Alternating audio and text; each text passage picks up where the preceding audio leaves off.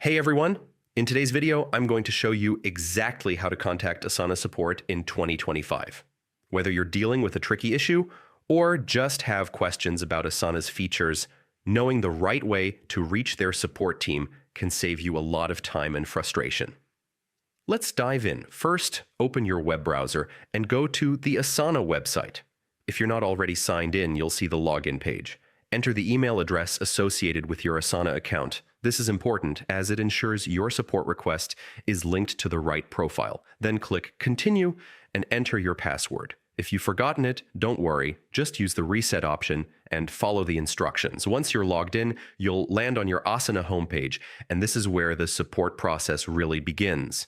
Look around for the help icon, usually a little question mark. Click on it, and you'll see a menu with several support options. From here, select Contact Support. This gives you direct access to the help you need. Next, a chat icon will appear in the bottom right corner.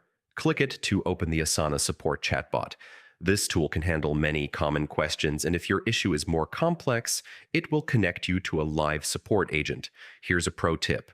When you reach out, be clear and detailed about your issue.